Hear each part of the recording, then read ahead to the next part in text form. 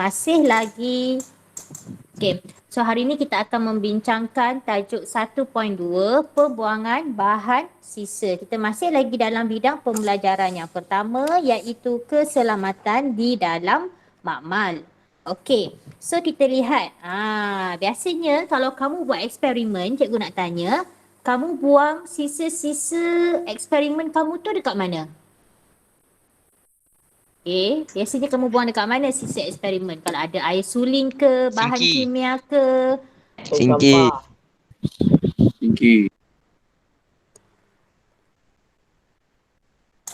Cuba bercakap, cikgu tak boleh dengar suara kamu. Seorang tolong bercakap. Hello. Cuba bercakap lagi sekali, cikgu tak boleh dengar suara. Ya cikgu. Okay, alright. Kamu buang dekat mana sisa bahan kimia tersebut? Singki. Singki. Lagi? Tong Selain sampah. singki, tong sampah. Okey. Actually sebenarnya, okey, bahan ni, bahan sisa ni yang kita dah lepas kita guna daripada eksperimen, ada yang boleh dibuang dalam singki dan ada yang tak boleh buang dalam singki. So kita nak tengoklah apa bahan yang boleh dibuang dan apa yang bahan tidak boleh dibuang di dalam singki.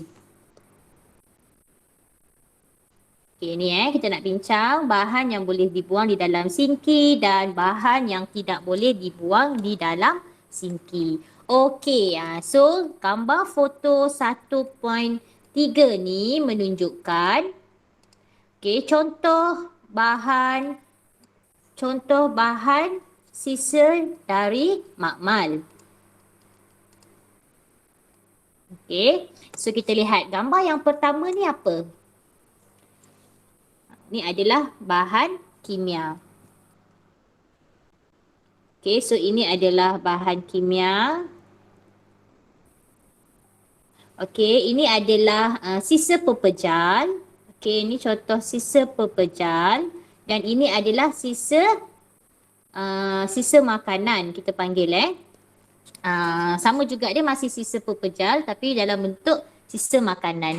Okey, so kita lihat bahan sisa ni boleh dibahagi kepada dua jenis.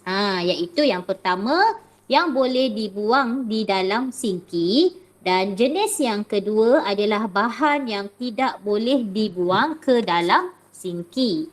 So apa bahan yang boleh dibuang di dalam singki ni? So bahan yang boleh dibuang di dalam singki adalah cecair ataupun kita panggil larutan.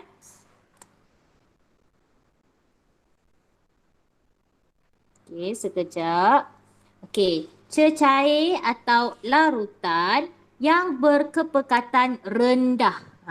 Okey, dan tidak berbahaya. Contoh dia apa? Bahan neutral. Bahan neutral tu macam air suling ke ataupun air paip yang biasa kita dah guna. Okey, asid lemah dan alkali lemah. Biasanya cikgu akan bagi tahu dalam bila kita buat eksperimen apa bahan-bahan yang kita guna.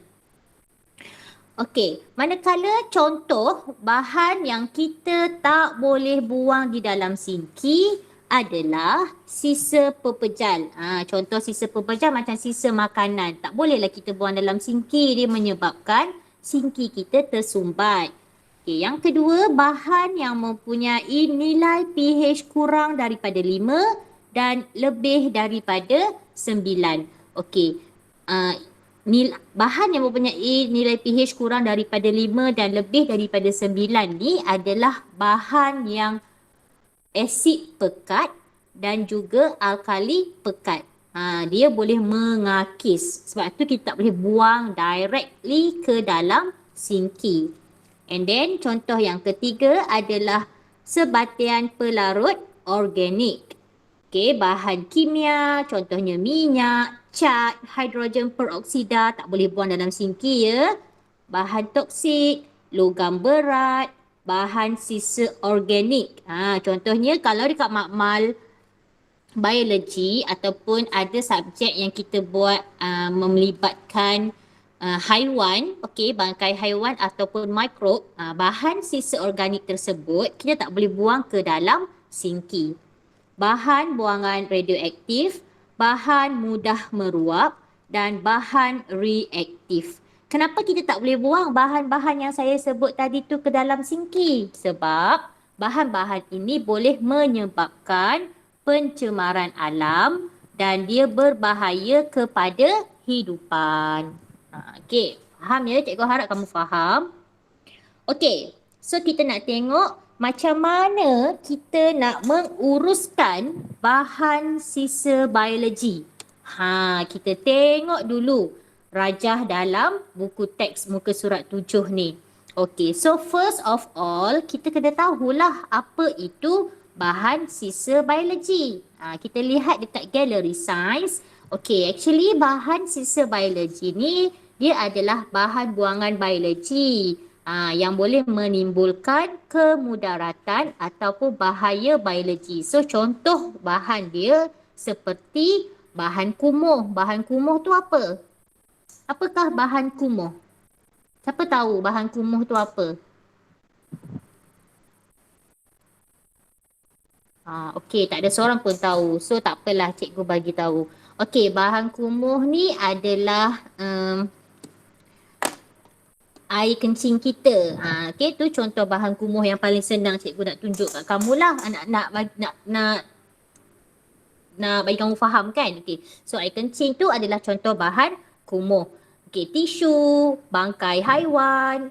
Kalau kita buat bila tahun depan kita akan buat eksperimen. Eksperimen melibatkan mikroorganisma bila tingkatan 5 nanti. So mikroorganisma, bakteria, kultur culture, nutrien, agar nutrien, semua tu adalah bahan sisa biologi. Termasuklah bekas plastik, kaca dan sarung tangan getah yang biasa kita guna. Okey? So, bahan sisa biologi ni kita tak boleh buang dalam sinki. Jadi kita kena uruskan dia menggunakan prosedur operasi standard ataupun yang kita panggil SOP pengurusan.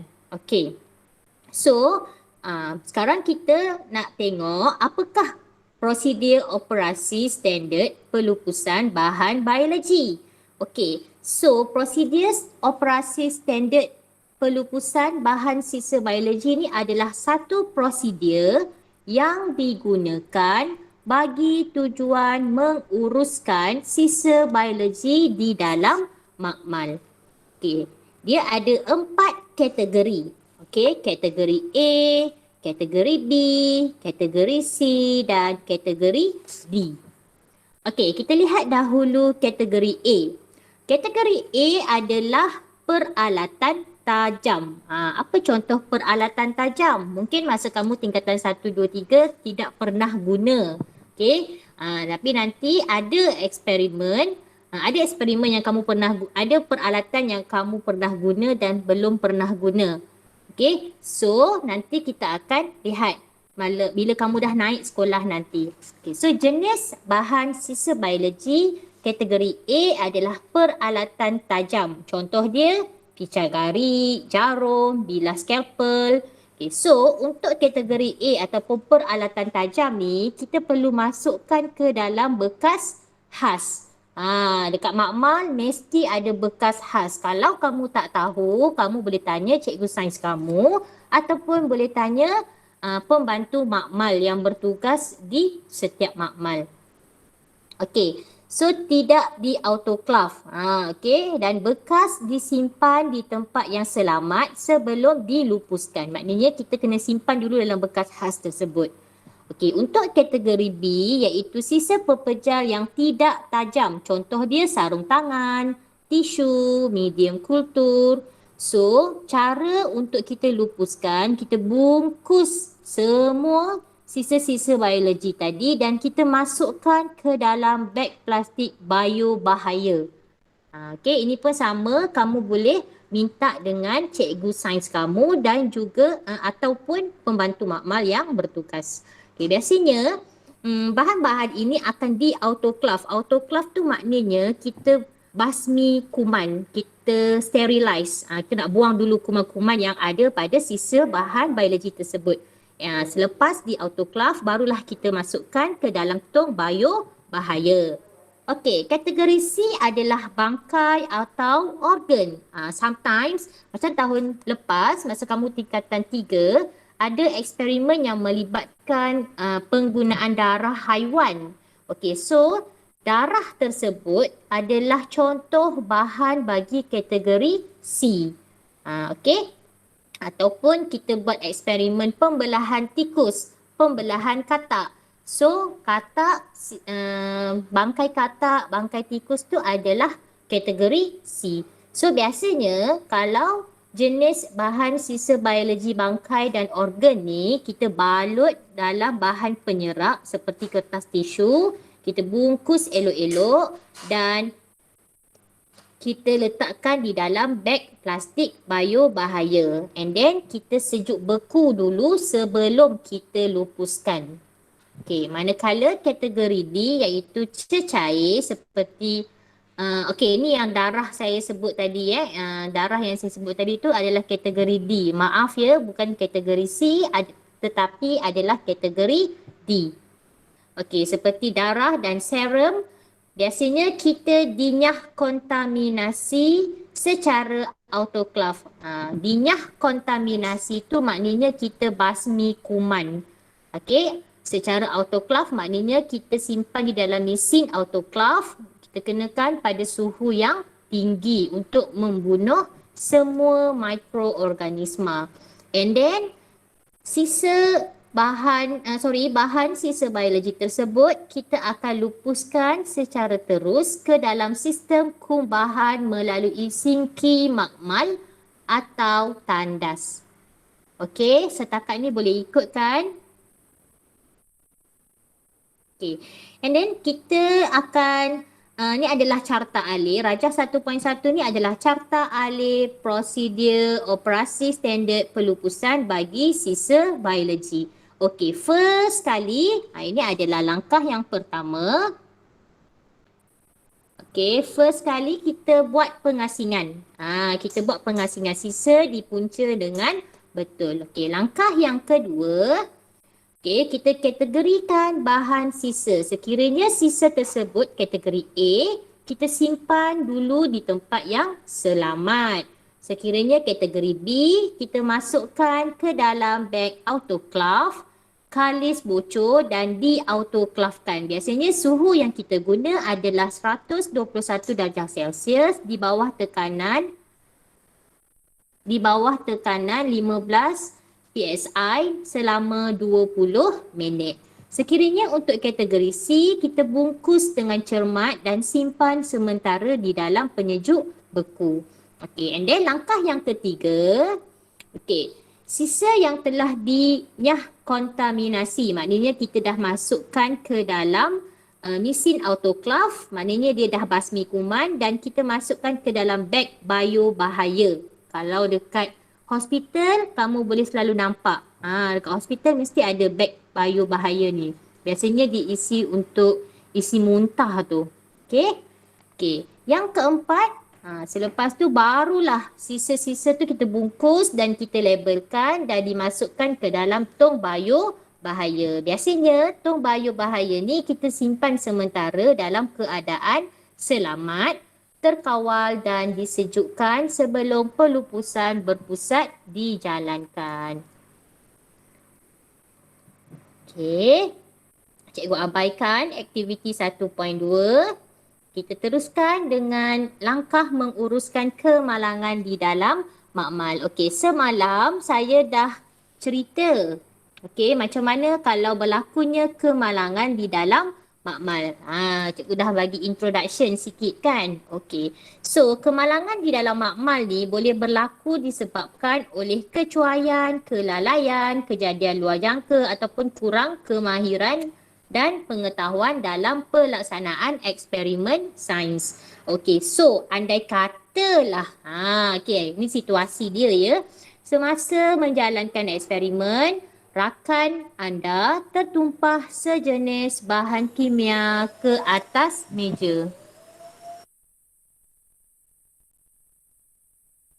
Okey, So, apa langkah-langkah yang awak perlu lakukan? Okey, langkah yang pertama, kamu perlu segera memberitahu guru atau pembantu makmal. Seperti sama kan macam yang saya terangkan sebelum ini. Kemudian, pastikan kawasan tumpahan bahan kimia tadi tu kita jadikan sebagai kawasan larangan. Sebab kita tak tahu bahan kimia tu mungkin mengakis ke, mungkin mudah terbakar ke, mungkin beracun ke, mungkin mudah meletup ke. So kita jauhkan diri kita daripada kawasan tumpahan tersebut. Yang ketiga, sekat tumpahan daripada merebak menggunakan pasir untuk membentuk sempadan dekat kawasan tumpahan bahan kimia tadi. Dan yang keempat, kita kaut tumpahan dalam bahan kimia. Dan yang kelima, kita buang dengan selamat. Okey, kamu jangan risau. Apa-apa yang berlaku, first step kamu terus bagi tahu cikgu ataupun pembantu makmal. Nanti langkah yang seterusnya, pembantu makmal ataupun cikgu akan bimbing, akan buat bersama-sama. Kamu jangan buat sendiri pula ya. Okey. Itu sekiranya terjadinya tumpahan kimia, bahan kimia. Bagaimana pula sekiranya termometer yang jatuh dan pecah? Ini yang saya cerita situasi yang saya alami pada 2 tahun lepas. Okey, so apabila termometer tu jatuh dan pecah, dia akan mengakibatkan tumpahan merkuri. Okey, tumpahan merkuri ni sangat bahaya. Sebab apa? Sebab dia boleh menyebabkan keracunan merkuri apabila kita tersentuh ataupun merkuri tu boleh meresap masuk ke dalam kulit. Dia boleh meresap je masuk ke dalam kulit. Dan merkuri ni bahayanya sebab dia boleh menyerang sistem saraf. Okey, dia boleh menyerang sistem saraf, saluran pencernaan, sistem pembiakan dan ginjal. Dia boleh menyebabkan kegagalan ginjal kita juga. Oleh itu, kita kena kendalikan tumpahan merkuri tadi dengan selamat. So, apa langkah-langkah yang perlu kita lakukan? Andai katalah tiba-tiba kita tengah buat eksperimen, termometer tu pecah dan adanya tumpahan merkuri. So, jom kita tengok apa langkah yang pertama. Macam biasa, langkah yang pertama mesti segera beritahu guru atau pembantu makmal. Kemudian langkah yang kedua, mesti jadikan kawasan tumpahan sebagai kawasan sulfur. Yang ketiga, kita kena cari sulfur cepat-cepat. Okey, dalam makmal biasanya memang ada serbuk sulfur. Okey, so kita tabur serbuk sulfur tu dekat kawasan tumpahan. Okey, sebab tu kalau pecah cepat-cepat bagi tahu cikgu supaya kita tahu dekat mana kawasan tumpahan tu berlaku. Kalau kamu tak bagi tahu, cikgu pun tak tahu, so kita kena cari tempat tu dekat mana. Itu yang masalah sikit. Dan yang keempat, kita perlu hubungi jabatan bomba. Okey. So kalau kamu nak tengok contoh organisasi yang boleh menguruskan dan menyediakan modul keselamatan dalam makmal, kamu boleh scan QR code dekat sini. Okey, muka surat 9, buku teks kamu. Okey, kita dah habis penerangan untuk subtopik 1.2 pembuangan bahan sisa. Okey, jadi sekarang kita nak tengok latihan dalam modul sains kita. Okey, ini adalah modul sains kita untuk tajuk 1.2. Okey, semua boleh nampak kan? So, yang dekat atas ni adalah nota. Okey, nota yang kamu boleh baca dan notanya adalah lebih kurang sama seperti buku teks yang kita bincangkan tadi. Okey, so ini ada latihan pengukuhan. Latihan pengukuhan ni dia minta kita kelaskan bahan sisa berikut kepada 2, iaitu boleh dibuang ke dalam sinki dan tidak boleh dibuang ke dalam sinki. Okey, so diberikan alkohol, amonia pekat, minyak gris, larutan alkali, larutan asid etanoik, logam plumbum, larutan amonium nitrat, hidrogen peroksida, larutan asid pH 6. Dia bagi nilai pH 6, minyak gris, darah atau serum, bangkai tikus putih, pelarut metil benzena. Okey, so sekarang saya nak kamu kelaskan bahan tersebut. Okey, so semua dah ada modul. Okey, yang tak ada modul, cikgu faham minggu ni ramai lagi yang belum dapat modul. Jangan risau. Yang tak ada modul, kamu boleh screenshot dahulu paparan kelas kita hari ni ataupun macam biasa nanti atau petang sedikit saya akan share semula link kelas, link rekod kelas kita pada hari ini untuk kamu rujuk semasa kamu melengkapkan nota kamu. Okey, ada yang baru masuk. Yang baru masuk, cikgu minta tolong isi kehadirannya untuk rekod saya dan juga cikgu Amira. Jangan risau, yang baru masuk ni, cikgu akan share link rekod kelas kita pada petang nanti ataupun malam ini. Nanti saya akan share kepada kamu semua. Okey, cikgu dah bagi masa kan tadi untuk kamu lengkapkan, kelaskan bahan yang boleh dibuang ke dalam sinki dan bahan yang tidak boleh dibuang ke dalam sinki. Okey, first kali kita tengok bahan yang boleh dibuang di dalam sinki. Okey, siapa nak jawab? Siapa nak jawab ni? Ada yang nak jawab tak?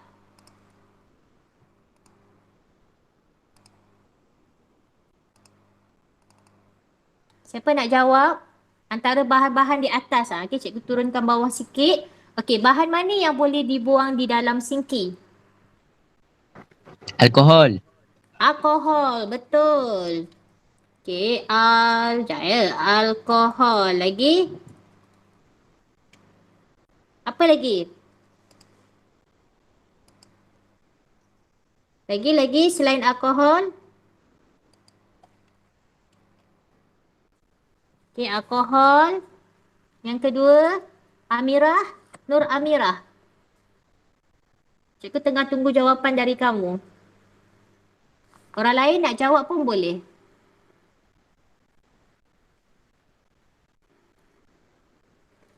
Nita Nur Hidayah.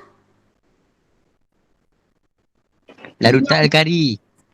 Larutan alkali. Larutan alkali. Okey, Alkali. untuk alkali. Untuk larutan alkali, kita perlu tengok tahu pH dia berapa. Okey, untuk soalan kita boleh guna sebab nilai pH dia adalah 9.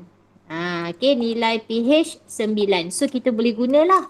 Kita boleh buanglah ke dalam sinki. Kalau nilai pH dia 11, 12, 13, 14, tak boleh buang kita kena lupuskan dahulu. Okay, good. Thank you. Tadi siapa? Adam Amirul. Amirul. Okay. Alright, good. Thank you Amirul. Seterusnya apa lagi sisa yang boleh dibuang ke dalam sinki?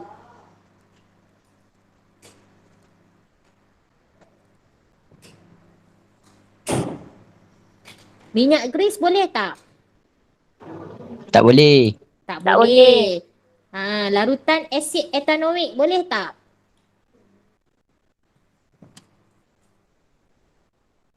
Larutan asid etanoik boleh? Boleh. Sebab apa? Sebab asid etanoik ni adalah asid lemah. Jadi dia punya kepekatan adalah rendah. Okey. Lagi larutan asid pH 6 boleh tak? Okey, Boleh. larutan asid pH 6, boleh sebab pH dia rendah. Okey, so bila pH rendah, asid pH dia tinggi. Bila pH dia tinggi maknanya dia adalah asid lemah. Okey, so itu adalah bahan yang boleh dibuang ke dalam sinki. Ada lagi satu adalah larutan garam nitrat. Okey, larutan garam nitrat. Okey, larutan garam nitrat ni boleh dibuang ke dalam sinki sebab dia adalah bahan neutral. Okey, garam ni sifat dia adalah bahan neutral. Okey. Seterusnya kita lihat bahan yang tidak boleh dibuang ke dalam sinki. Okey, so bahan yang tidak boleh dibuang ke dalam sinki adalah apa tadi? Darah atau serum.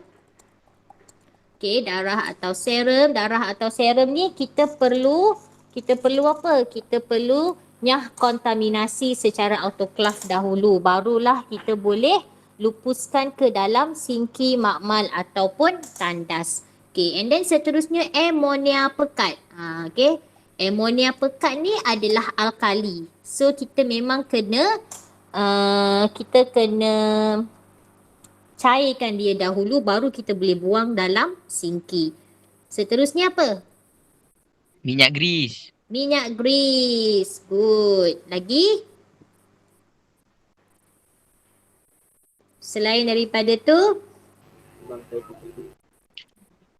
Bangkai tikus putih. Bangkai tikus putih. Kejap cikgu tulis dulu hydrogen peroksida. And then bangkai tikus putih. Okey, lagi? Apa lagi? Banyak kan? Logam plumbum. Okey, logam plumbum ni tak boleh sebab logam plumbum ni adalah logam berat so that's why dia tak boleh. Okey, next lagi adalah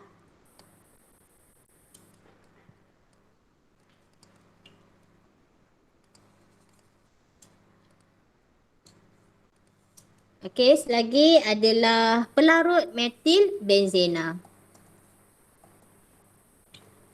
Okey, benzena. Okey, so itu adalah bahan-bahan yang tidak boleh dibuang ke dalam sinki. Okey, so ini kita dah bincang tadi prosedur operasi standard iaitu apakah kategori prosedur bahan yang tak boleh yang cara kita nak uruskan. Okey, ini pun kita dah bincang carta alir prosedur operasi standard bagi pelupusan bahan sisa biologi.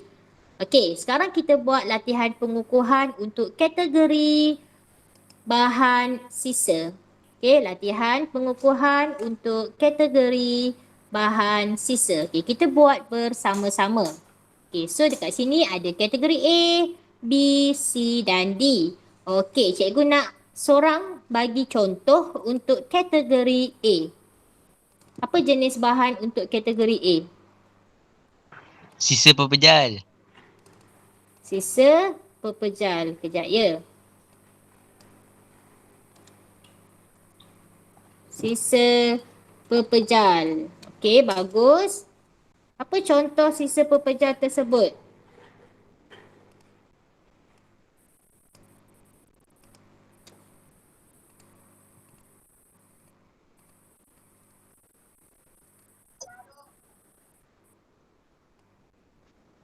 Jarum cikgu. Jarum. Okey, sekejap. Cikgu nak betulkan sikit ni. Dia macam hilang pula.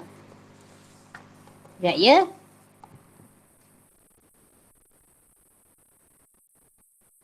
Okey. So, sisa pepejal seperti jarum.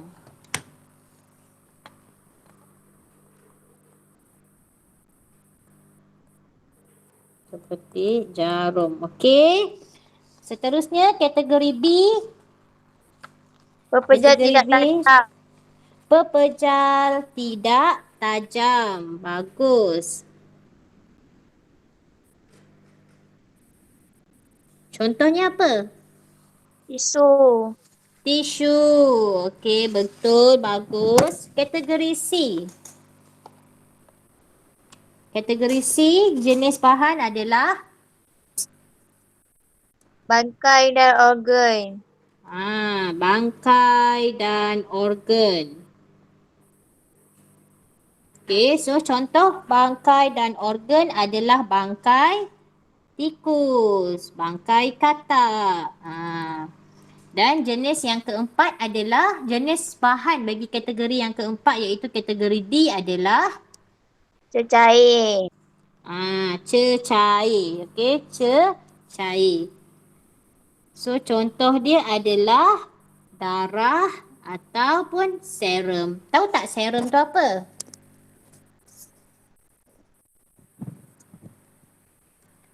Okey. So, seterusnya kita tengok bagaimana kita nak menguruskan sisa biologi berikut. Macam mana kita nak uruskan sisa biologi berikut? Okey, sisa kategori A. Macam mana kita nak menguruskan sisa kategori A?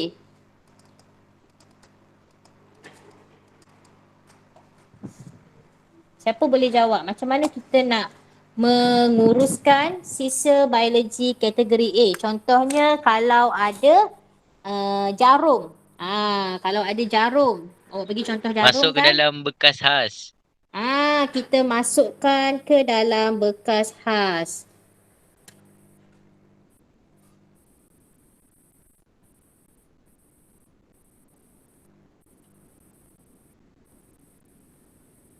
Okey, kita masukkan ke dalam bekas khas.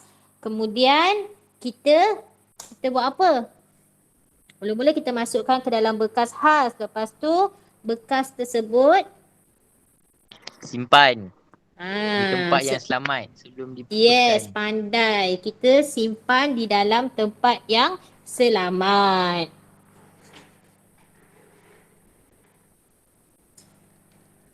Okay, kita tulis sama-sama tau. Kamu pun tulis modul kamu, cikgu pun tulis modul cikgu.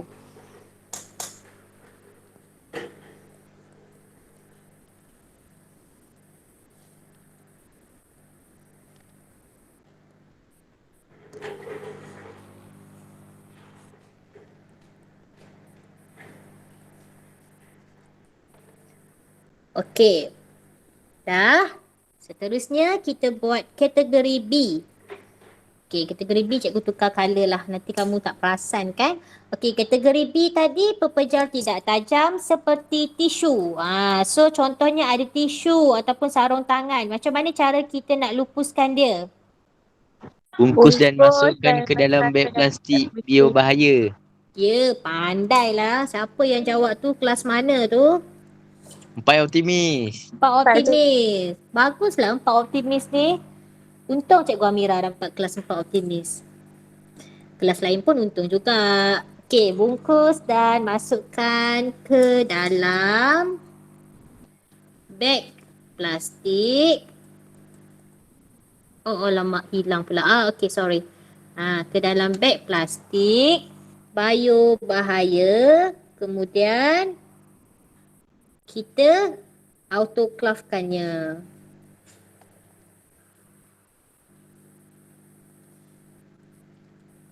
Okey, autoclave dan masukkan ke dalam tong sampah.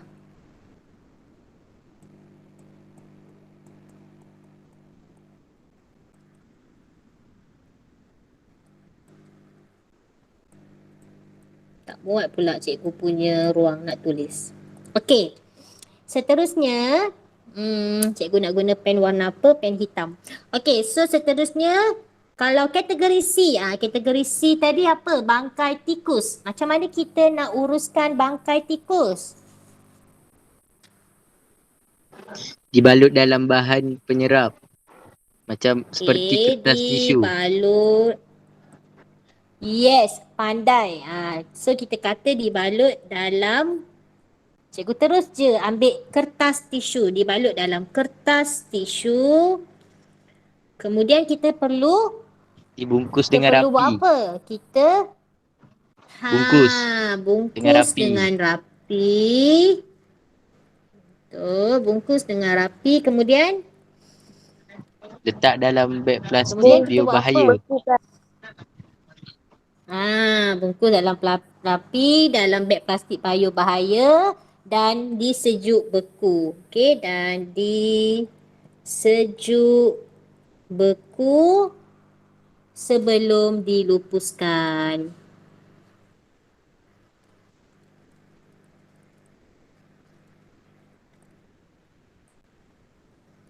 Okey, good. Baguslah. Okey, kategori D.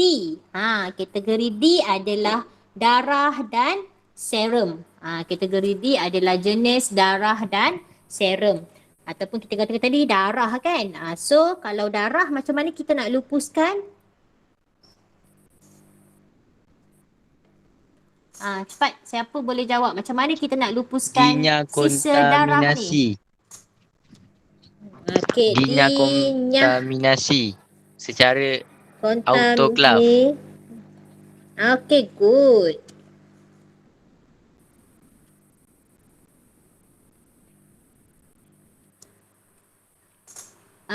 Apa maksud dinyah kontaminasi ni?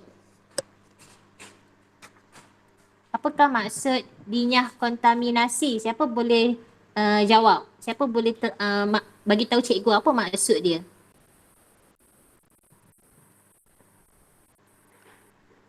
Apa maksud dinyah kontaminasi?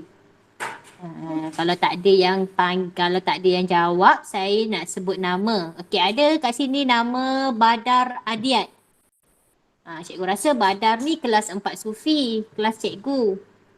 Okey, Badar, apa maksud dinyah kontaminasi? No respond. Mungkin line tak berapa okey. So dinyah kontaminasi ni adalah dinyah kuman. Kita sterilize. Okey. Basmi kuman lah macam yang selalu kita buat sekarang kan. Okey. So kita dinyah kontaminasi secara autoclave, kemudian kita lupuskan ke dalam sistem kumbahan. Okey, sebelum dilupus ke dalam sistem kumbahan. Okey. Seterusnya. Okey. Nyatakan bahan kategori manakah yang akan di-autoclave terlebih dahulu sebelum dilupuskan. Okey, antara kategori A, kategori B, kategori C dan kategori D, bahan manakah yang perlu di-autoclave terlebih dahulu sebelum dilupuskan?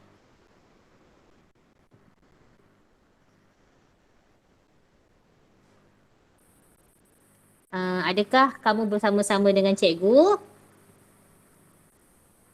Ya. Okey, Adam. Okey, Adam, berikan cikgu dua kategori bahan tadi, Adam, yang perlu di-autoclave terlebih dahulu. B dan C. B dan D. Betul. Thank you, Adam. Okey, ada dua bahan yang perlu di-autoclave.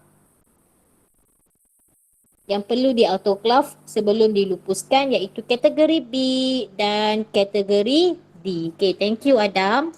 Okey, so cikgu ulang lagi sekali. Proses autoclave ialah melibatkan keadaan pada suhu 121 darjah Celsius, tekanan 15 PSI selama 20 20 minit.